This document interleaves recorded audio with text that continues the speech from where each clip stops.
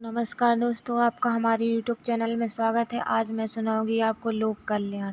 बंगाल के बहुत सारे गांवों में कई ताकतवर रियायत खुद खेती नहीं करते थे। वे औरों के पट्टे पर जमीन दे देते थे और उनमें से भारी लगान वसूल करते थे। 1860 में एच.डी.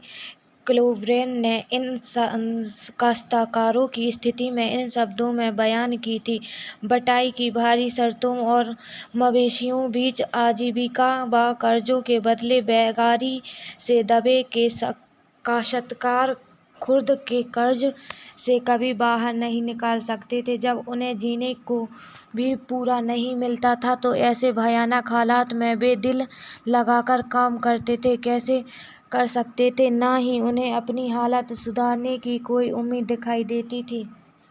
मगर स्थायी बंदोबस्त ने भी समस्या पैदा कर दी थी। कंपनी के अफसरों ने पाया कि अभी भी जमींदार जमीन में सुधार के लिए खर्चा नहीं कर रहे थे। असल में कंपनी ने जो राजस्व तय किया था वह इतना ज़्यादा था कि उसको चुकाने में जमींदारों को भारी परेशानी हो रही थी। जो जमींदार राजस्व चुकाने में विफल हो जाते थे उसकी जमींदारी छीन ली जाती थी। बहुत सारी जमींदारियों को कंपनी बाकायदा नीलाम कर चुकी थी।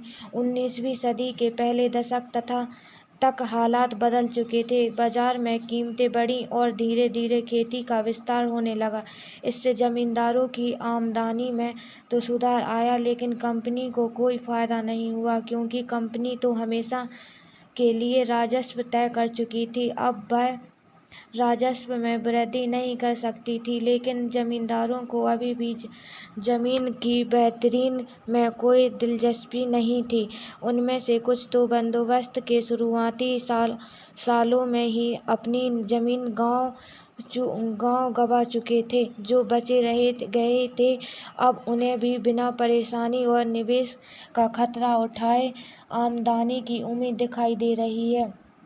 जब तक जमींदारों किसानों को जमीन देकर उससे लगान वसूल सकते थे, उन्हें जमीन में सुधार की परवाह नहीं थी। दूसरी तरफ गांव में किसानों को यह व्यवस्था बहुत दमनकारी दिखाई दी। किसान को तो जो लगान चुकाना था वह बहुत ज़्यादा था और ज़मीन पर उसका अधिकार सुरक्षित नहीं था। लगान चुकाने के लिए अक्सर महाजन से कर्जा लेना पड़ता था। अगर वह लगान नहीं चुका पाता था तो उसकी पुश्तैनी जमीन बेदखल कर दिया जाता था। 19वीं सदी की शुरुआत में ही कंपनी के बहुत सारे अधिकारियों को इस बात का यकीन हो चुका था कि राजस्व बंदोबस्त में दोबारा बदलाव आना जरूरी है। जब कंपनी को शासन और व्यापार के अपने खर्चे चलाने के लिए और पैसे की जरूरत हो तो वह स्थायी रूप से राजस्व तय करके काम कर कैसे चला सकती थी। और पैसों की जरूरत हो तो वह स्थायी रूप से राजस्व तय करके काम कैसे चला सकती है। बंगाल प्रेसिडेंसी के उत्तर पश्चिमी प्रांतों, इस इलाके का ज़्यादातर हिस्सा अब उत्तर प्रदेश में है, के लिए हॉल्ट मैजिंकी नामक अंग्रेज ने एक नई व्यवस्था तैयार की, जिसे 1882 में लागू किया गया। मैकेंजी का विश्वास था कि उत्तर भारतीय समाज में गांव एक महत्वपूर्ण सामाजिक संस्था है और उसको बचाए रखना चाहिए। उसके आदेश पर कलेक्टरों ने गांव-गांव का दौरा किया, जमीन रखना चाहिए उसके आदेश में की जांच की, खेतों का मापा और विभिन्न समूह में रीति रिवाजों को दर्ज किया गया। एक एक खेत में अनुमति राजस्व को जोड़कर हर गांव या ग्राम समूह माहल से वसूल होने वाले राजस्व का हिसाब लगाया जाता था। इस राजस्व को स्थायी रूप से तय नहीं किया गया, बल्कि उसमें समय समय पर संशोधनों को गुंजाइश रखी गई है। राजस्व इकट्ठे करने और उसे कंपनी को अदा करने का जिम्मा जमींदारों की बजाय गांव के मुखिया को सौंप दिया गया। इस व्यवस्था को महलवारी बंदोबस्त का नाम दिया गया। ब्रिटिश नियंत्रण वाले दक्षिण भारतीय इलाकों में भी स्थायी बंदोबस्त की जगह नई व्यवस्था अपनाने का प्रयास किया जाने लगा। वह जो नई व्यवस्था विकसित हुई उसे रियायतवार या रियायतवारी का नाम दिया गया। कैप्टन अलेक्जेंडर रीड ने टीपू सुल्तान के साथ चले युद्ध के बाद कंपनियों द्वारा कब्जे में लिए गए कुछ इलाकों में इस व्यवस्था को आजमा कर भी देख लिया था।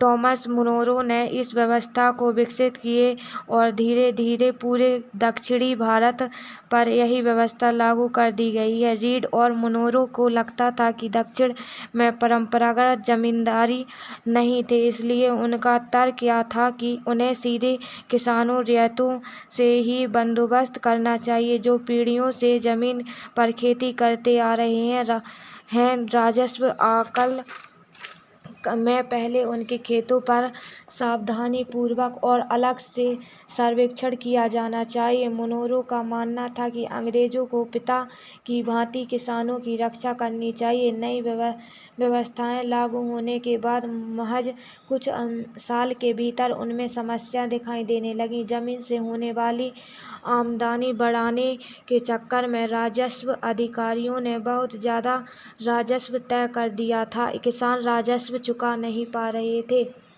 रियायत गांव से भाग रहे थे, बहुत सारे क्षेत्रों में गांव वीरान हो गए थे। आशावादी अफसरों को उम्मीद थी कि नई व्यवस्था किसानों को संपन्न उद्यमशील किसान बना देगी, लेकिन ऐसा नहीं हुआ। अंग्रेजों ने यह भी महसूस किया कि ग्रामीण इलाके न केवल राजस्व प्रदान कर सकते हैं, बल्कि वहाँ यूरोपीय की ज़रूरतों के हिसाब से यही फसलें भी पैदा की जा सकती हैं। 18वीं सदी के आखिर तक कंपनी ने अफीम और नील की खेती पर पूरा जोर लगा दिया था। इसके बाद लगभग 150 साल तक अंग्रेज देश के विभिन्न भागों में किसी न किसी फसल के लिए किसानों को मजबूर करते रहे। बंगाल, पटसन, असम में चाय, संयुक्त प्रांत वर्तमान उत्तर प्रदेश में गन्ना, पंजाब में गेहूं, महाराष्ट्र में, पंजाब में कपास, मद्रास में चावल यहाँ कैसे किए गए। अंग्रेजों ने अपनी ज़रूरतों की फसलों की खेती को फैलाने के लिए कई तरीके अपनाए। आइए इसी तरह की एक फसल उत्पादन को ऐसी ही एक पद्धति को अच्छी तरह समझें। ऐसे कपड़े छापों की 2 तस्वीरें दी गई हैं। इन छापों में आपको जो नीला रंग दिखाई दे रहा है वह नील नाम के एक पौधे से निकाला जाता था। इस बात की काफ़ी संभावना है कि 19वीं सदी के ब्रिटेन में मोरिस के छापों में इस्तेमाल किए गया नीला रंग भारत में उगने वाले नील के पौधों से ही तैयार किया गया होगा। उस समय भारत दुनिया में नील का सबसे बड़ा स्रोत था। नील का पौधा मुख्य रूप से उष्णकटिबंधीय इलाकों में ही उगता है। 13वीं सदी तक इटली में फ्रांस और ब्रिटेन के कपड़ा उत्पादक कपड़े की रंगाई के लिए भारतीय नील इस्तेमाल कर रहे थे। उस समय भारतीय नील की बहुत थोड़ी मात्रा में यूरोपीय बाज़ारों में पहुंची थी। उसकी कीमत भी बहुत ऊंची रहती थी। उस समय भारतीय नील की बहुत थोड़ी मात्रा ही यूरोपीय बाज़ारों में पहुंचती थी। उसकी कीमत भी बहुत ऊंची रहती थी, इसलिए यूरोपीय कपड़ा उत्पादकों को बैंगनी और नीले रंग बनाने के लिए बोट नामक एक और पौधे पर निर्भरता रहना पड़ता था। बोट पौधा शीतोष्ण क्षेत्र में उगता था, इसलिए यूरोप में आसानी से मिल जाता था। उत्तरी इटली, दक्षिण फ्रांस व जर्मनी और ब्रिटेन के कई हिस्सों में यह पौधा उगता था। नील के साथ प्रतिस्पर्धा से परेशान यूरोप के बोट उत्पादकों ने अपनी सरकारों पर दबाव डाला कि वे नीले के आयात पर पाबंदी लगा दें, मगर कपड़े को रंगने वाले तो नील को ही पसंद करते थे। नील से बहुत चमकदार नीला रंग मिलता था, जबकि बोर्ड से मिलने वाला रंग बेजान और फीका होता था। 17वीं सदी तक आते आते यूरोपीय कपड़ा उत्पादक ने नील के आयात पर लगी पाबंदी में ढील देने के लिए अपनी सरकारों को राजी कर लिया।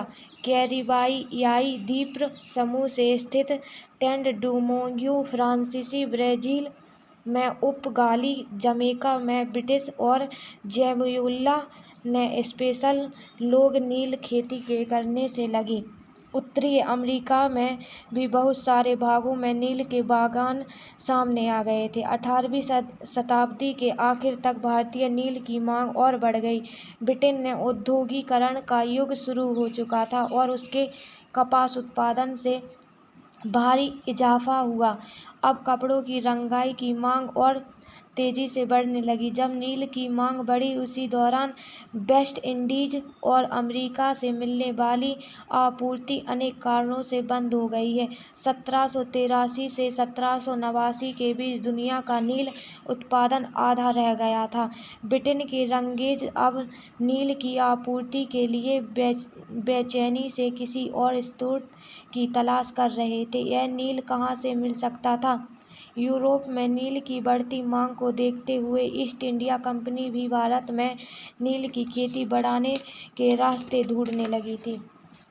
18वीं सदी के आखिरी दशकों से ही बंगाल में नील की खेती तेजी से फैलने लगी थी। बंगाल में पैदा होने वाला नील दुनिया के बाजार पर छा गया था। 1788 में ब्रिटेन द्वारा आयात किए गए नील में भारतीय नील का हिस्सा केवल लगभग 30% था।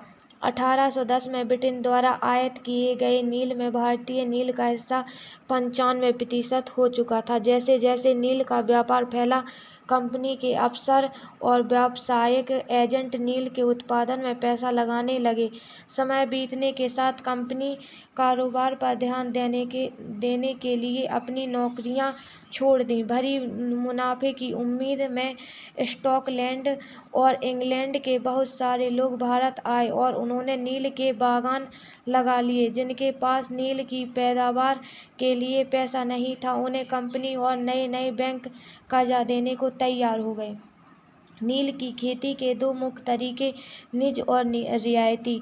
निज खेती की व्यवस्था में बागान मालिक खुद अपनी जमीन में नील का उत्पादन करते थे। या तो वह जमीन खरीद लेते थे या दूसरे जमींदारों से जमीन भाड़े पर ले लेते थे और मजदूरों को काम पर लगाकर नील की खेती करवाते थे। बागान मालिकों के निज खेती का क्षेत्रफल फैलाने में मुश्किल आ रही थी। नील की खेती केवल उपजाऊ जमीन पर की जा सकती थी। ऐसी जमीनों पर आबादी पहले ही बहुत ज़्यादा थी। यहाँ वहाँ छोटे मोटे खेत ही उनके हाथ लग पाते थे। नीली खेती करने के लिए उन्हें बड़े बड़े भूखंडों की ज़रूरत थी। इस तरह की ज़मीन उन्हें कहीं मिल नहीं सकती थी। उन्होंने नील की फैक्ट्री के कई ईद पट्टे पर जमीन लेने का प्रयास किया और वहाँ के किसानों को हटवा दिया। इससे टकराव और तनाव पैदा हो जाता था। मजदूरों का इंतजाम करना भी आसान नहीं था। बड़े बागान के लिए बहुत सारे मजदूरों की ज़रूरत होती थी। मजदूरों की ज़रूरत भी सबसे ज़्यादा उसी समय होती थी जब किसान धान की खेती में व्यस्त रहते थे। बड़े पैमाने पर निज खेती के लिए बहुत सारे हल बैलों की भी ज़रूरत थी। 1 बीघा नील खेती के लिए 2 हल चाहिए होते थे। इसका मतलब यह था कि अगर किसी बागान मालिक के पास 1000 बीघा जमीन है तो उसे 2000 हलों की ज़रूरत पड़ती थी। हलों को खरीदने और उनका रखरखाव एक बड़ी समस्या थी। किसानों से भी हल नहीं मिल सकते थे। उन्हें अपने लिए इन चीज़ों की ज़रूरत होती थी। जिस समय नील उत्पादकों को ज़रूरत होती थी उसी समय किसानों के हल बैल भी चावल के खेतों में व्यस्त रहते थे। 19वीं सदी के आखिर तक बागान मालिक निज खेती का क्षेत्रफल फैलाने के हिचकिचाते थे। इस व्यवस्था के तहत नील के पैदावार वाली 25% से भी कम जमीन आती थी। बाकी जमीन रियायती व्यवस्था के अंतर्गत थी। रियायती व्यवस्था के तहत बागान मालिक रियायतों के साथ एक अनुबंध सट्टा करते थे। कई बार वे गांव के मुखियाओं को भी रियायतों की तरफ से समझौता करने के लिए बाध्य कर देते थे, जो अनुबंध पर दस्तखत कर देते थे। उन्हें नील उगाने के लिए कम ब्याज दर बागान पर मालिकों को नकद कर्जा मिल जाता था। कर्जा लेने के वाले रियायतों को अपनी कम से कम 25% जमीन पर नील की खेती करनी होती थी। बागान मालिक बीज और उपकरण मुहैया कराते थे, जबकि मिट्टी को तैयार करने के बीच बोने और फसल की देखभाल करने का जिम्मा काश्तकारों के ऊपर रहता था। जब कटाई के बाद फसल बागान मालिक को सौंप दी जाती थी तो रियायत को नया कर्जा मिल जाता था और वही चक्र दोबारा शुरू हो जाता था। बीघा जमीन एक माप ब्रिटिश शासन से पहले बीघे का आकार अलग अलग होता था। बंगाल में अंग्रेजों ने इसका क्षेत्रफल करीब 1/3 एकड़ तय कर दिया था और नील की खेतों में इस तरह की स्थिति नील का एक कारखाना विलियम्स इन्फस्ट हो गया था। नील गांव आमतौर पर बागान मालिकों के फैक्ट्रियों के आसपास ही होते थे। कटाई के बाद नील के पौधों को कारखाने में स्थित बेटर्स हॉर्ड में पहुंचा दिया जाता था। रंग बनाने के लिए 3 या 4 कुंडों की जरूरत पड़ती थी। प्रत्येक हौद अलग अलग काम था। नील में पौध से पत्तियों को तोड़कर पहले एक कुंड में गर्म पानी के कई घंटों तक डुबोया जाता था। इस हौद को किण्वन या स्टीपर कुंड कहा जाता था। जब पौधे विकिणित हो जाते थे तो द्रव्य में बुलबुले उठने लगते थे। अब सड़ी हुई पत्तियों को निकाल दिया जाता था और द्रव्य को एक और हौद में छान दिया जाता था। दूसरा हौद पहले हौद ठीक नीचे होता था। दूसरे हौद बीटर बाट में इस घोल को लगातार हिलाया जाता था और पोडलों में खंगाला जाता था। जब यह द्रव्य हरा और उसके बाद नीला हो जाता था तो वो हौद में चूने का पानी डाला जाता था। धीरे धीरे नील की पपड़ियाँ नीचे जम जाती थीं और ऊपर साफ द्रव्य निकल जाता था। द्रव्य को छानकर अलग लिया जाता था और नीचे जमीन नीले की गाद नील की लुगदी को दूसरे कुंड में निराथर कुंड में डाल दिया जाता था, जिसके बाद उसे निचोड़कर बिक्री के लिए सुखा दिया जाता था। यह आप उत्पादन की आखिरी अवस्था को देख सकते हैं। दबाकर सांचों में डाल दी गई है नील की लुगदी को काटकर मजदूर उन पर मुहर लगाकर यह पीछे वाले हिस्से में एक मजदूर इन टुकड़ों को सुखाने के लिए ले जा रहा था। जो किसान पहले इन कर्जों से बहुत आकर्षित थे उन्हें जल्दी ही समझ में आ गया कि यह व्यवस्था कितनी कठोर है। उन्हें नील की जो कीमत मिलती थी वह बहुत कम थी और कर्जों का सिलसिला कभी खत्म ही नहीं होता था। समस्याएं और भी थी। बागान मालिक चाहते थे कि किसान अपने सबसे बढ़िया खेतों में ही नील की खेती करें, लेकिन नील के साथ परेशानी यह थी कि उसकी जड़ें बहुत गहरी होती थीं और वह मिट्टी की सारी ताकत खींच लेती थी। नील की कटाई के बाद वहाँ धान की खेती नहीं की जा सकती थी। मार्च 1859 में बंगाल के हजारों रियायतों ने नील की खेती इनकार कर दी। जैसे जैसे विद्रोह फैला, रियायतों ने बागान मालिकों को लगान चुकाने से भी इनकार कर दिया। वे तलवार भले और तीर कमाना लेकर नील की फैक्ट्रियों पर हमला करने लगे। औरतें अपने बर्तन लेकर लड़ाई में कूद पड़ीं। बागान मालिकों के लिए काम करने वालों का सामाजिक बहिष्कार कर दिया गया। बागान मालिकों की तरफ से लगान वसूली के लिए आने वाले मुमास्तों एजेंटों की पिटाई की गई। रियायतों में कसम खा ली कि ना तो वे नील की खेती के लिए कर्जा लेंगे और ना ही बागान मालिकों के लाठीधारी गुंडों से डरेंगे।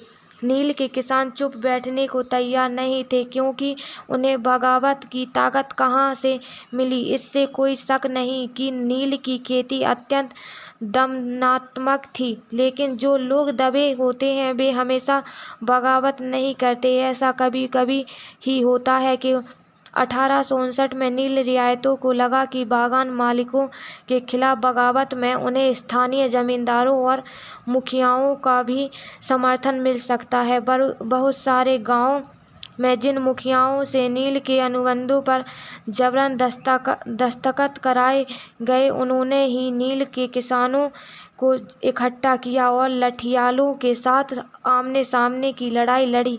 कई स्थानों पर रियायतों और बगावत के लिए उकसाते हुए खुद जमींदार गांव-गांव घूमने लगे।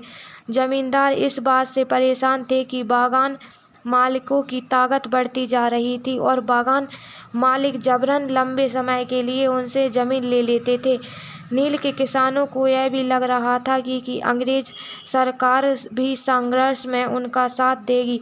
1857 की बगावत के बाद ब्रिटिश सरकार एक और व्यापक विद्रोह के खतरे से डरी हुई थी। जब नील की खेती वाले जिलों में एक और बगावत की खबर फैली तो लेफ्टिनेंट गवर्नर ने 1859 की सदियों में इलाके का दौरा किया। रियायतों का लगा कि सरकार उनकी दशा से परेशान है। बरसात में मजिस्ट्रेट एशल एडियन के एक नोटिस जारी किया जिसमें कहा गया कि रियायतों को नील के अनुबंध मानने के लिए मजबूर नहीं किया जाएगा। इस नोटिस के आधार पर लोगों ने यह खबर फैल गई कि रानी विक्टोरिया ने नील की खेती न करने का हुक्म दिया है। ईडन किसानों को शांत करने को विस्फोटक स्थितियों को नियंत्रित करने की कोशिश कर रहे थे। उसकी कार्रवाई के सामने किसानों ने अपने विद्रोह के समर्थन मान लिया। जैसे जैसे विद्रोह फैला कलकत्ता के पढ़े लिखे लोग भी नील जिलों की ओर चल पड़े जिन्होंने रियायतों की दुर्दशा बागान मालिकों की जोर जबरदस्ती और चल पड़े और अत्याचारी नील व्यवस्था के बारे में लिखा। इस बगावत से परेशान सरकार ने बागान मालिकों की रक्षा के लिए सेनानी बुलानी पड़ी। नील उत्पादन व्यवस्था की जांच करने के लिए एक नील आयोग भी बना दिया गया। इस आयोग में बागान मालिकों को दोषी पाया जोर जबरदस्ती के लिए उनकी आलोचना भी की गई। आयोग ने कहा कि नील की खेती रियायतों के लिए फायदे का सौदा नहीं है। आयोग ने रियायतों से कहा कि वे मौजूदा अनुबंधों को पूरा करें लेकिन आगे से वे चाहे तो नील की खेती बंद कर सकते हैं। इस बगावत के बाद बागानों में नील का उत्पादन धराशायी हो गया है। इसके बाद बागान मालिक बिहार पर ध्यान देने लगे। 19वीं सदी के आखिर में कृत्रिम रंगों का निर्माण होने लगा था। इससे उनका व्यवसाय भी बुरी तरह प्रभावित हुआ। फिर भी वे उत्पादन फैलाने से सफल रहे। जब महात्मा गांधी दक्षिण अफ्रीका से लौटे तो बिहार के एक किसान ने उन्हें चंपारण आकार नील किसानों में दुर्दशा को देखकर का न्योता दिया। 1917 में महात्मा गांधी का यह दौर नील बागान मालिकों के खिलाफ चंपारण आंदोलन की शुरुआत में था। 1895 में बिरसा नाम के एक आदमी को झारखंड में छोटा नागपुर के जंगलों और गांव में घूमते देखा गया। लोग कहते थे कि उसके पास चमत्कारी शक्तियां हैं। वह सारी बीमारियां दूर कर सकता था और अनाज की छोटी सी ढेरी को कई गुना बढ़ा देता था। बिरसा ने खुद का यह ऐलान कर दिया था कि उसे भगवान ने लोगों की रक्षा और उनको देखुआ बाहरी लोगों की गुलामी से आज़ाद कराने के लिए भेजा है। कुछ समय के भीतर हजारों लोग बिरसा के पीछे चलने लगे। वे उसे भगवान मानते थे। उन्हें यकीन था कि वह उनकी समस्याएं दूर करने आया है। बिरसा का जन्म एक मुंडा परिवार में हुआ था। मुंडा एक जनजातीय समूह है जो छोटा नागपुर में रहता था। बिरसा के समर्थकों में इलाके के दूसरे आदिवासी संथाल और उरांव भी शामिल थे। यह सभी अपने आसपास आ रहे बदलाव और अंग्रेज शासन के कारण पैदा हो रही समस्याओं से बेचैन थे। उनकी परिस्थिति जीवन पद्धति नष्ट दिखाई दे रही थी। आजीविका खतरे में थी और धर्म छिन्न भिन्न हो रहा था। बिरसा किन समस्याओं को हल करना चाहता था जिन्हें दीकू कहा जाता था। वे बाहरी लोग कौन थे जिन्होंने इलाके के लोगों को गुलाम कैसे बना लिया था। अंग्रेजों के राज में आदिवासियों के साथ क्या हो रहा था। आदिवासियों का जीवन किस तरह बदल रहा था। इस अध्याय में हम ऐसे कुछ सवालों का विचार करेंगे। पिछले साल हमें आदिवासी समाजों के बारे में पढ़ा था। ज़्यादातर कबीलों के रीति रिवाज और रस्में ब्राह्मण द्वारा निर्धारित रीति रिवाजों और रस्मों से बहुत अलग थीं। इन समाजों में ऐसे गहरे सामाजिक भेद भी नहीं थे जो जाति पर आधारित समाजों में दिखाई देते थे। एक वकील के सारे लोग कुटुंब के बंधनों से बंधे होते थे, लेकिन इसका यह मतलब भी नहीं है कि आदिवासियों के बीच कोई आर्थिक सामाजिक फर्क नहीं था। 19वीं सदी तक देश के विभिन्न भागों में आदिवासी तरह तरह की गतिविधियों में सक्रिय थे। उनमें से कुछ समुदाय झाम खेती करते थे। झाम खेती घूमत खेती का कहा जाता था। यह इस तरह की खेती है अधिकांशतः जंगलों में छोटे छोटे भूखंडों पर की जाती थी। यह लोग जमीन तक धूप लाने के लिए पेड़ों के ऊपर हिस्से काट देते थे और जमीन पर उगी घास फूस जलाकर साफ कर देते थे। इसके बाद वे घास फूस के जलने पर पैदा हुई राख को खाली जमीन पर छिड़क देते थे। इस राख से पोटाश होती थी, जिससे मिट्टी उपजाऊ हो जाती थी। वे कुल्हाड़ों से पेड़ों को काटते थे और कुदालों में जमीन की ऊपरी सतह को खुरचा देते थे। वे खेतों को जोतने और बीज रोपने की बजाय उन्हें बस खेत में बिखेर देते थे। जब एक बार फसल को तैयार हो जाती और बीज रोपने की बजाय उन्हें तैयार हो जाती थी तो उसे काटकर वे दूसरी जगह के लिए चल पड़ते थे जहाँ से उन्हें अभी फसल काटी थी वह जगह कई साल तक पड़ती रहती थी। घुमतू किसान मुख्य रूप से पूर्वोत्तर और मध्य भारत की पर्वतीय जंगलीय पट्टियों में ही रहते थे। इन आदिवासी समुदायों की जिंदगी जंगलों में बेरोक टोक आबादी और फसल उगाने के लिए जमीन और जंगलों के इस्तेमाल पर आधारित थी। वे केवल इसी तरह से घूमते थे, खेती कर सकते थे। बहुत सारे इलाकों में आदिवासी समूह पशुओं का शिकार करके और वन्य उत्पादों का इकट्ठा करके अपना काम चलाते थे। वे जंगलों की अपनी जिंदगी के लिए बहुत जरूरी मानते थे। उड़ीसा के जंगलों में रहने वाला खोंड समुदाय इसी तरह का एक समुदाय था। इस समुदाय के लोग टोलियां बनाकर शिकार पर निकलते थे और जो हाथ लगता था उसे आपस में बांट लेते थे। वे जंगलों से मिले फल और जड़ें खाते थे। खाना पकाने के लिए वे साल और महुआ के बीजों का तेल इस्तेमाल करते थे। इलाज के लिए वे बहुत सारी जंगली जड़ी बूटियां का इस्तेमाल करते थे और जंगलों से इकट्ठा हुई चीज़ों को स्थानीय बाजारों में बेच देते थे। जब भी स्थानीय बुनकरों में और चमड़ा कारीगरों को कपड़े व चमड़े की रंगाई के लिए कुछ समय के लिए बिना खेती छोड़ दी जाने वाली जमीन ताकि उसकी मिट्टी दोबारा उपजाऊ हो जाए। एक फूल जिसे खाया जाता है या शराब में बनाने के लिए इस्तेमाल किया जाता है।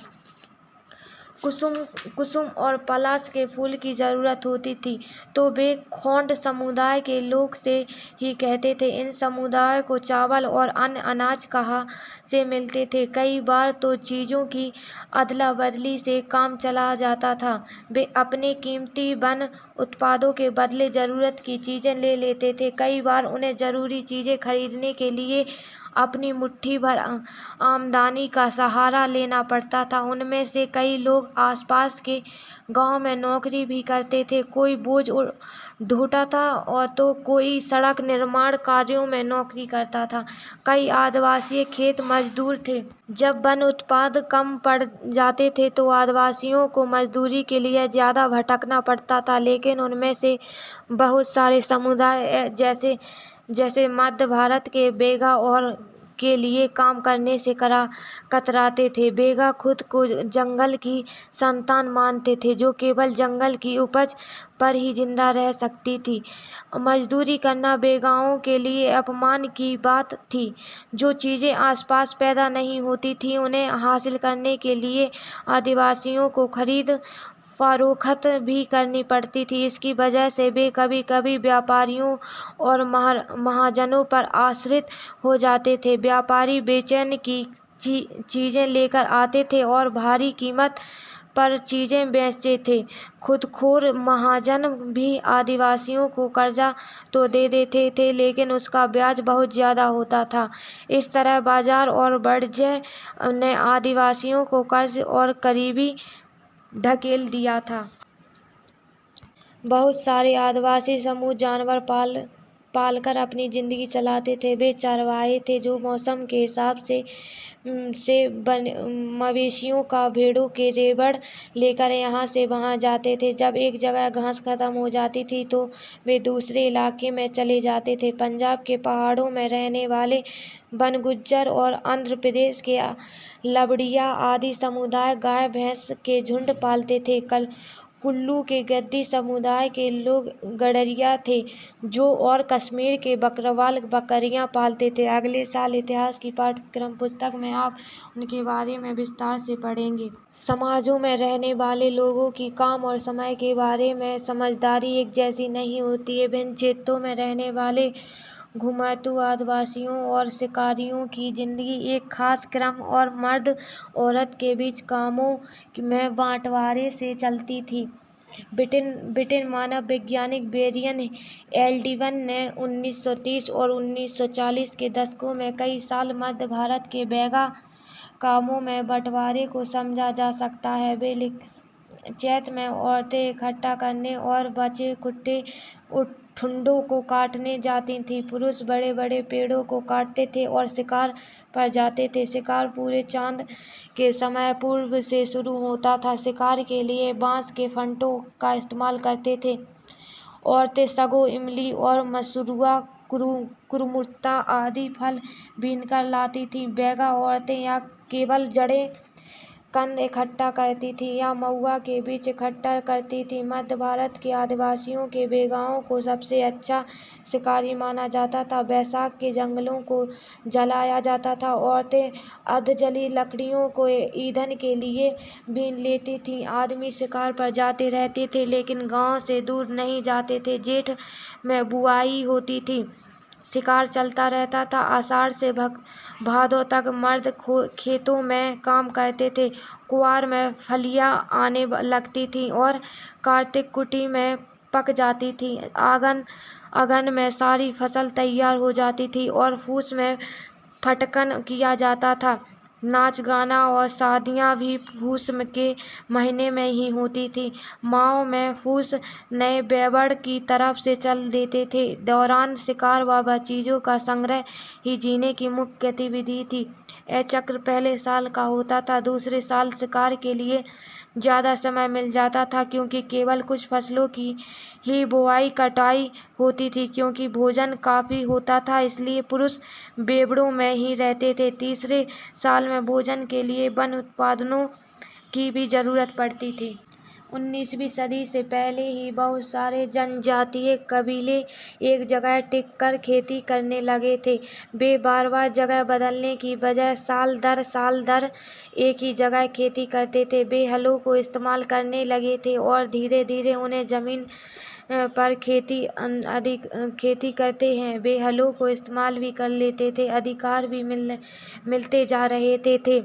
बहुत सारे समुदायों में छोटा नागपुर के मुंडवा मूल निवासियों का वंशज माना जाता था जिन्होंने सबसे पहले आकर जमीन को साफ किया था। लिहाजा जमीन पर सभी का बराबर हक होता था। फिर भी अक्सर ऐसा होता था कि कुल के कुछ लोग औरों से ज़्यादा ताकत जुटा लेते थे तो कुछ मुखिया बन जाते थे और बाकी उनके अनुयायी होते थे जो ताकतवर होते थे। वे खुद खेती करने की बजाय अक्सर अपनी जमीन बटाई पर दे देते थे। ब्रिटिश अफसरों को गौड़ और संथाल जैसे एक जगह ठहरकर रहने वाले आदिवासी समूह शिकारी संग्रह या घुमतू खेती करने वाले मुकाबले ज़्यादातर सभ्य दिखाई देते थे। जंगलों में रहने वालों को जंगली और कबर माना जाता था। अंग्रेजों को लगता था कि उन्हें स्थायी रूप से एक जगह बसाना और सभ्य बनाना जरूरी है। ब्रिटिश शासन के दौरान आदिवासी समूह का जीवन बदल गया। आओ देखें ब्रिटिश के बदलाव क्या थे। अंग्रेजों के आने से पहले बहुत सारे इलाकों में आदिवासियों के मुखियाओं का महत्वपूर्ण स्थान होता था। उनके पास औरों से ज़्यादा आर्थिक ताकत होती थी और वे अपने इलाके में नियंत्रण रखते थे। कई जगह उनकी अपनी पुलिस होती थी और वे जमीन एवं वन प्रबंधन के स्थानीय नियम खुद बनाते थे। ब्रिटिश शासन के तहत आदिवासी मुखियाओं के कामकाज और अधिकार बाकी बदल गए थे। उन्हें कई गांवों में पर जमीन का मालिकाना तो मिला रहा, लेकिन उनकी शासकीय शक्तियां छिन गईं और उन्हें ब्रिटिश अधिकारियों द्वारा बनाए गए नियमों का मानने के लिए बाध्य कर दिया गया। उन्हें अंग्रेजों को नजराना देना पड़ता था। अंग्रेजों को प्रतिनिधि की हैसियत से अपने समूह को अनुसार में रखना होता था। पहले उनके पास जो ताकत भी थी, अब वह नहीं रही। परंपरागत कर्मों का करने का लिए लाचार हो गए। ऐसे समूह से अंग्रेजों की काफ़ी परेशानी थी, जो यहाँ वहाँ भटकते रहते थे और एक जगह ठहरने नहीं रहते थे। वे चाहते थे कि आदिवासियों के समूह के लिए जगह स्थायी रूप से रहे, खेती करें। स्थायी रूप से एक जगह रहने वाले किसानों को नियंत्रित करना आसान था। अंग्रेज अपने शासन के लिए आमदनी का नियमित स्रोत भी चाहते थे। फलस्वरूप उन्होंने जमीन के बारे में कुछ नियम लागू कर दिए। उन्होंने जमीन को मापकर प्रत्येक व्यक्ति का हिस्सा तय कर दिया गया। उन्होंने यह भी तय कर दिया गया कि किसे कितना लगान देना होगा। कुछ किसानों में भूस्वामी द्वारा दूसरों पट्टेदार घोषित किया गया। जैसा कि आप देख चुके हैं कि अध्याय 2 में पट्टेदार भूस्वामी का भाड़ा चुकाते और भूस्वामी सरकार को लगान देते हैं। जम काश्तकारों को स्थायी रूप से बसाने की अंग्रेजों की कोशिश बहुत कामयाब नहीं रही है। जहां पानी कम हो और मिट्टी सूखी हो, वहां हलों से खेती करना आसान नहीं होता, बल्कि हलों की मदद से खेती करने वाले झूम काश्तकारों को अक्सर नुकसान ही हुआ है, क्योंकि उनके खेत अच्छी उपज नहीं दे पाते थे। इसलिए पूर्वोत्तर राज्यों में झूम काश्तकार इस बात पर अड़े रहे कि उन्हें परंपरागत ढंग से ही जीने दिया जाए। व्यापक विरोध के फलस्वरूप अंग्रेजों को आखिरकार उनकी बात माननी पड़ी और ऐसे कबीलों को जंगल में के कुछ हिस्सों में घुमतू खेती की छूट दे दी गई है। जैसा कि आपने देखा, आदिवासी समूह का जीवन जंगलों से जुड़ा हुआ है, अतः वन कानूनों में आए बदलावों में आदिवासियों के जीवन पर भारी असर पड़ा है। अंग्रेजों ने सारे जंगलों पर अपना नियंत्रण स्थापित कर लिया था और जंगलों को राज्य की संपत्ति घोषित कर दिया था। कुछ जंगलों का आरक्षित वन घोषित कर दिया गया। ऐसे जंगल थे जहां अंग्रेजों की जरूरतों के लिए इमारती लकड़ी पैदा होती थी। इन जंगलों में लोगों को स्वस्थ रूप से घूमने, खेती करने, के फल इकट्ठा करने या पशुओं का शिकार करने के लिए इजाजत नहीं थी। ऐसी सूरत से झूम काश्तकार किस तरह जिंदा रह सकते थे, इसलिए उनमें से बहुतों को काम और रोजगार की तलाश में मजबूरन दूसरे इलाकों में जाना पड़ा। जैसे ही अंग्रेजों ने जंगलों के भीतर आदिवासियों को रहने पर पाबंदी लगा दी, उनके सामने एक सामान्य पैदा हो गई कि समस्या यह थी कि वे रेलवे स्लीपर्स के लिए पेड़ काटने और लकड़ी को एक जगह से दूसरी जगह ले जाने के लिए मजदूरों का इंतजाम कहाँ से किया जाए। औपनिवेशिक अधिकारियों से इसका भी एक हल ढूंढ निकाला। उन्होंने तय किया कि झूम काश्तकारों को जंगल में जमीन के छोटे टुकड़े दिए जाएंगे और उन्हें वहां खेती करने की भी छूट होगी। बरसते गांव में रहने वाले लोगों को वन विभाग के लिए मजदूरी करनी होगी और जंगलों की देखभाल करनी होगी। इस तरह बहुत सारे इलाकों में वन विभाग ने सस्ते श्रम की आपूर्ति सुनिश्चित करने के लिए वन गांव बसा दिया था। बहुत सारे आदिवासी समूह ने औपनिवेशिक वन कानूनों का विरोध किया। उन्होंने नए नियमों का पालन करने से इनकार कर दिया और उन्हीं तौर तरीकों से चलते रहे जिन्हें सरकार गैर कानूनी घोषित कर चुकी है। कई बार उन्होंने खुलेआम बगावत भी कर दी है। 1906 में 100 ग्राम संगमा द्वारा असम में और 1930 के दशक में मध्य प्रांत में हुआ वन सत्याग्रह इसी तरह के विद्रोह थे। 19वीं शताब्दी के दौरान जनजातीय समूह ने पाया कि व्यापारी और महाजन जंगलों में जल्दी जल्दी आने लगे।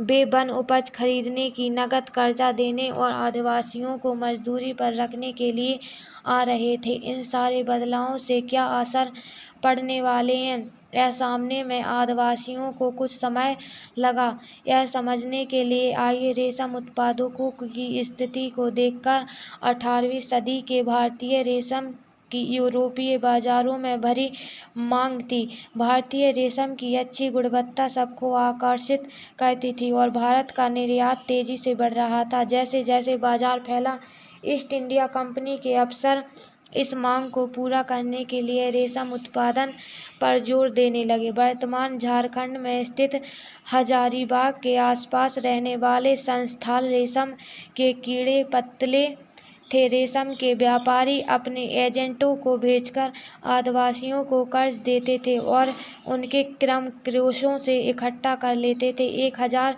क्रमक्रेशियों से के लिए 3-4 रुपए मिलते थे। इसके बाद क्रमशियों को बर्दवान या गया भेज दिया जाता था, जहां उन्हें 5 गुना कीमत पर बेचा जाता था। निर्यातकों को और रेशम उत्पादकों के बीच कड़ी का काम करने वाले बिचौलियों को जमा कर मुनाफा होता था। रेशम उत्पादकों को बहुत मामूली फायदा मिलता था। स्वाभाविक है कि बहुत सारे आदिवासी समुदाय बाजार और व्यापारियों को अपना सबसे दुश्मन मानने लगे थे और काम की तलाश में घर से दूर जाने वाले आदिवासियों की दशा तो और भी खराब थी। 19वीं सदी के आखिर से ही चाय बागान फैलाने लगे थे। खनन उद्योग की एक महत्वपूर्ण उद्योग बन गया था। असम के चाय बागानों और झारखंड की कोयला खदानों में काम करने के लिए आदिवासियों की बड़ी संख्या में भर्ती की गई है। इन लोगों को ठेकेदारों की मार्फत भर्ती किया जाता था। यह ठेकेदार न केवल उन्हें बहुत कम वेतन देते थे, बल्कि उन्हें वापस घर भी लौटने के लिए देते थे।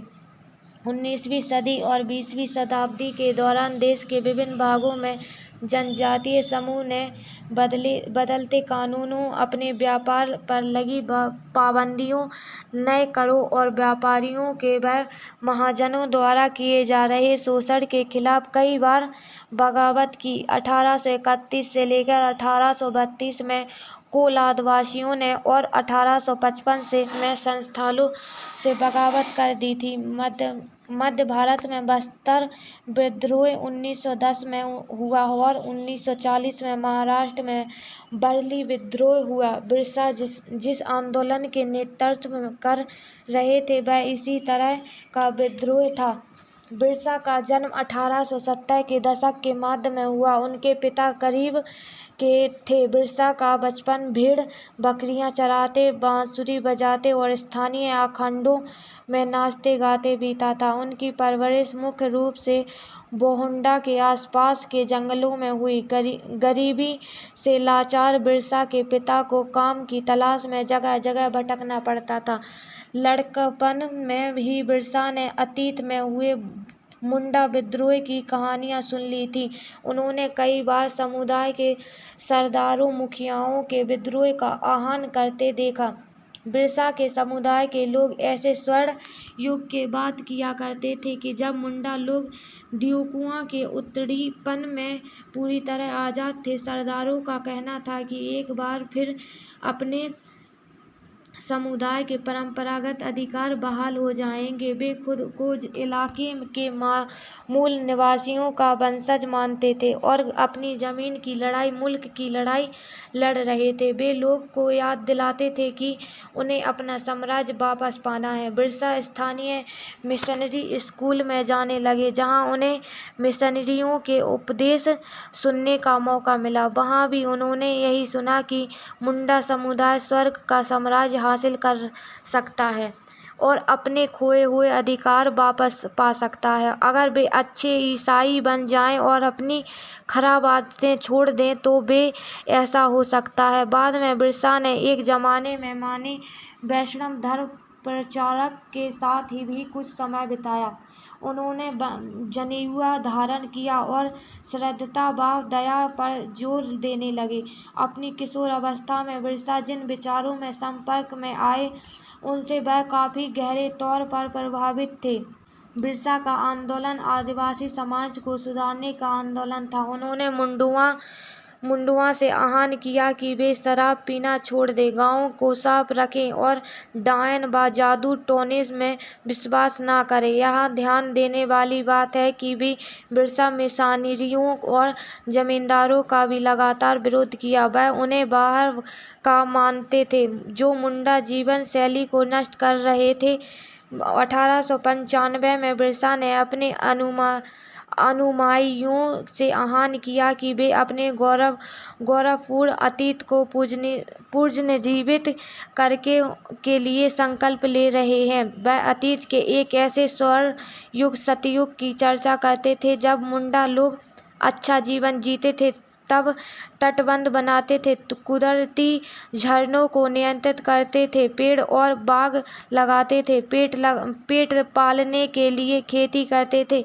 उस काल्पनिक युग में मुंडा अपने बिरादरों और रिश्तेदारों का खून नहीं बहाते थे, ईमानदारी से जीते थे। बिरसा चाहते थे कि लोग एक बार फिर से अपनी जमीन पर खेती करें, एक जगह टिक कर रहें और अपने खेतों में काम करें। अंग्रेजों का बिरसा आंदोलन के राजनीतिक उद्देश्यों से बहुत ज्यादा परेशानी थी। यह आंदोलन मिशनरियों, महाजनों, भूस्वामी और सरकार को बाहर निकालकर बिरसा के नेतृत्व में मुंडा राज स्थापित करना चाहता था। यह आंदोलन इन्हीं ताकतों को मुंडुआ की सारी समस्याओं व कष्टों का स्रोत मानता है। अंग्रेजों की भूनीतियाँ उनकी परंपरागत भूमि व्यवस्था को नष्ट कर रही थी। भूस्वामी और महाजन उनकी जमीन छीनते जा रहे थे और मिशनरी उनकी परंपरागत संस्कृति की आलोचना करते थे। जब आंदोलन फैलने लगा तो अंग्रेजों ने सख्त कार्रवाई कर फैसला लिया। उन्होंने 1895 में बिरसा को गिरफ्तार किया और दंगे फसाद के आरोप में 2 साल की सजा सुनाई। 1897 में जेल से लौटने के बाद बिरसा समर्थन जुटाने हुए गांव-गांव घूमने लगे। उन्होंने लोगों को उकसाने के लिए परंपरागत प्रतीकों को भाषा का इस्तेमाल किया। वे आह्वान कर रहे थे कि उनके नेतृत्व में साम्राज्य की स्थापना के लिए रावणों, देखू और यूरोपियों को तबाह कर दें।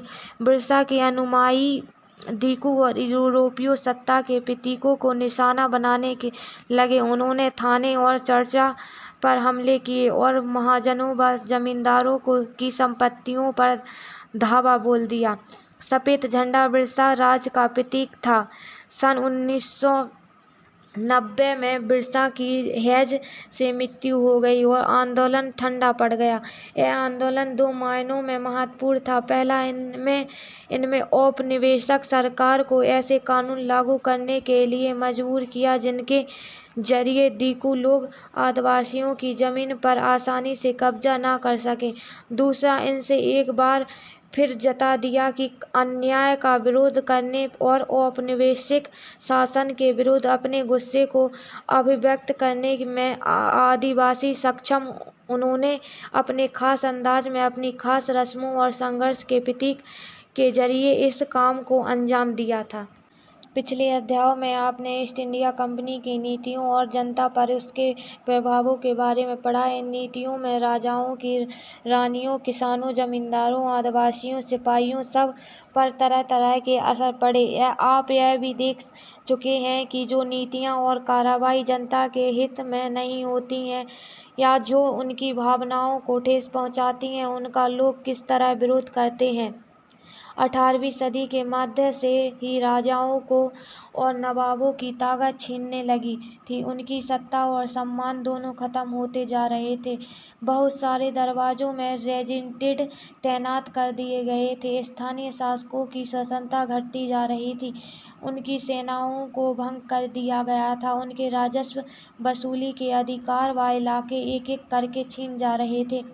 बहुत सारे स्थानीय शासकों ने अपने हितों की रक्षा के लिए कंपनी के साथ बातचीत भी की। उदाहरण के लिए झांसी की रानी लक्ष्मीबाई चाहती थी कि कंपनी उनके पति की मृत्यु के बाद उनके गोद लिए हुए बेटे को राजा मान ले।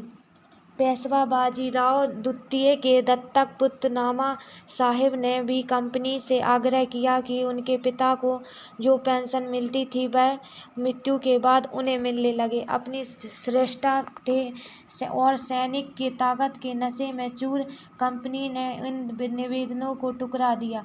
अवध की रियासत अंग्रेजों के कब्जे में जाने वाली आखिरी रियासतों में से थी। 1801 में अवध पर एक सहायक संधि थोपी गई और 1856 में अंग्रेजों ने उसे अपने कब्जे में ले लिया गया। गवर्नर जनरल डलहौजी ने ऐलान कर दिया कि रियासत का शासन ठीक से नहीं चलाया जा रहा है, इसलिए शासन को दुरुस्त करने के लिए ब्रिटिश प्रभुत्व जरूरी है। कंपनी में मुगलों के शासन को खत्म करने की भी पूरी योजना बना ली थी।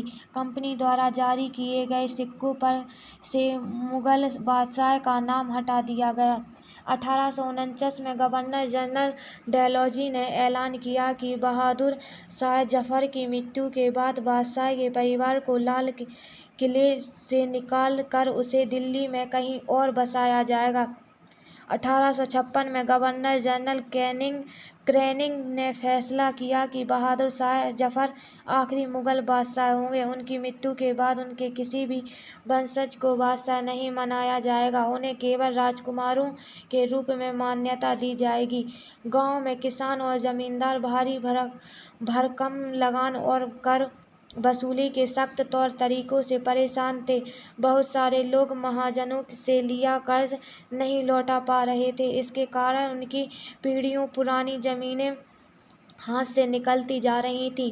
कंपनी के तहत काम करने वाले भारतीय सिपाहियों के असंतोष की अपनी वजह थी। वे अपने वेतन भत्तों और सेवाओं शर्तों के कारण परेशान थे। कई नए नियम की उनकी धार्मिक भावनाओं और आस्थाओं को ठेस पहुंचाते थे। क्या आप जानते हैं कि उस जमाने में बहुत सारे लोग समुद्र पार नहीं जाना चाहते थे। उन्हें लगता था कि समुद्र यात्रा में उनका धर्म और जाति भ्रष्ट हो जाएंगे। जब 1824 में सिपाहियों को कंपनी की ओर से लड़ने के लिए समुद्र के रास्ते बर्मा जाने का आदेश मिला, उन्होंने इस हुक्म को मानने से इनकार कर दिया।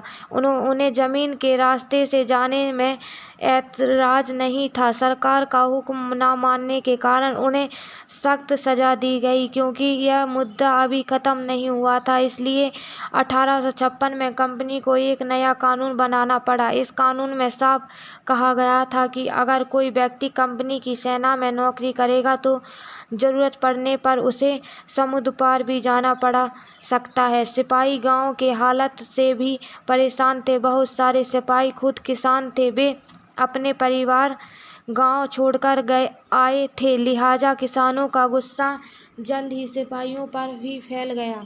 अंग्रेजों को लगता था कि भारतीय समाज सुधारण जरूरी है। सती प्रथा को रोकने और विधवा विवाह को बढ़ावा देने के लिए कानून बनाए गए। अंग्रेजी भाषा की शिक्षा को जमकर प्रोत्साहित दिया गया।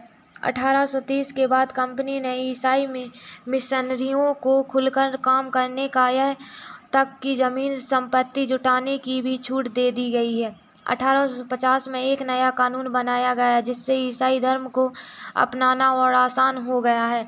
इस कानून में प्रावधान किया गया था कि अगर कोई भारतीय व्यक्ति ईसाई धर्म अपनाता है तो उसे भी पुरखों की संपत्ति पर उसका अधिकार पहले जैसा ही रहेगा। बहुत सारे भारतीय को यकीन हो गया था कि अंग्रेज उनका धर्म, उनके सामाजिक रीति रिवाज और परंपरागत जीवन शैली को नष्ट कर रहे हैं। दूसरी तरफ ऐसे भारतीय भी थे जो मौजूद सामाजिक व्यवस्था में बदलाव चाहते थे।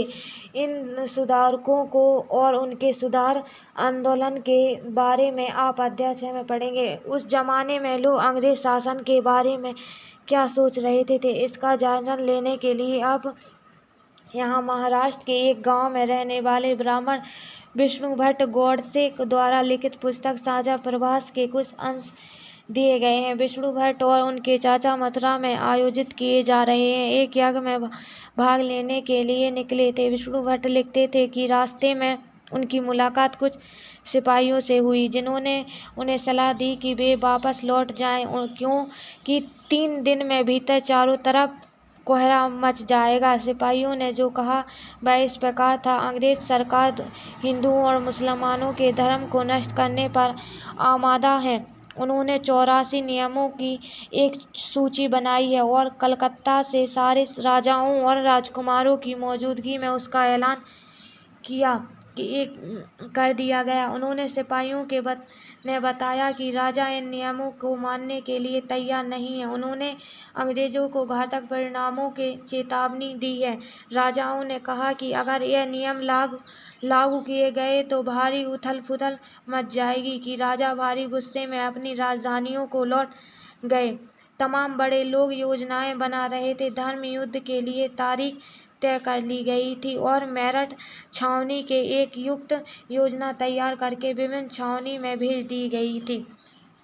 उस दौरान की एक और झलक सूबेदार सीताराम पांडे के संपर्कों में मिलती थी। सीताराम पांडे को 1812 में बंगाल नेटिव आर्मी में सिपाही के तौर पर भर्ती किया गया था। उन्होंने 48 साल तक नौकरी की और 1860 में वे सेवानिवृत्त हुए। उन्होंने बगावत को दबाने में अंग्रेजों की मदद की। हालांकि उनका बेटा भी विद्रोही के साथ था और अंग्रेजों के उसे सीताराम की आंखों के सामने ही मार डाला था। उनके सेवानिवृत्ति के बाद उनके कमान अफसर नॉटग्रेट ने उन्हें अपने संरक्षण लिखने के लिए प्रेरित किया। सीताराम ने 1861 में अवधी भाषा में अपने संस्मरण लिखे, जिनका नॉटग्रेट में अंग्रेजी का अनुवाद किया और फ्रॉम सियोर टू सूबेदार, सिपाही से सूबेदार तक के नाम से प्रकाशित करवाया। सीताराम पांडे के संस्मरण को एक अंश का प्रकार था: मेरा नाम है कि अवध का कुएं कब्जे से सिपाहियों के भीतर गहरा अविश्वास भर गया है और वे सरकार के खिलाफ साजिश रचने लगे थे। अवध के नवाब और दिल्ली बादशाह के मंदिरों में को सेना की नब्ज जानने के लिए पूरे भारत में भेज दिया गया। उन्होंने सिपाहियों की भावनाओं को और हवा दी। उन्होंने सिपाहियों को बताया कि विदेशियों में बादशाह के साथ कितना बड़ा धोखा किया गया। उन्होंने हजार झूठ गए डाले और सिपाहियों को अपनाने मालिक अंग्रेजों के खिलाफ बगावत करने के लिए उकसाया, ताकि दिल्ली में बादशाह को दोबारा गद्दी पर बैठाया जा सके। उनकी दलील थी कि अगर सिपाही मिलकर काम करें और सुझाव पर अमल करें तो सेना ऐसा कर सकती है। संयोग से ऐसी समय सरकार ने हर एक रेजिमेंट से कुछ लोगों को नई राइफल के इस्तेमाल का तरीका बताने के लिए अलग अलग छावनियों में भेजा। इन लोगों ने कुछ समय सिपाहियों को प्रशिक्षित दिया। इसी दौरान न जाने कहां से यह अखबार फैल गई कि इन राइफलों में इस्तेमाल होने वाले कारतूस पर गाय का सूअर की चर्बी का लेप लगाया गया है। हमारी रेजिमेंट के लोग दूसरे लोगों को लिखकर यह खबर भेजने लगे और जल्दी ही हर एक रेजिमेंट में उत्तेजना का माहौल बन गया। कुछ लोगों ने कहा कि उनकी 40 साल की नौकरी में सरकार ने उनके मजहब की चोट पहुंचाने के लिए अभी कुछ नहीं किया था।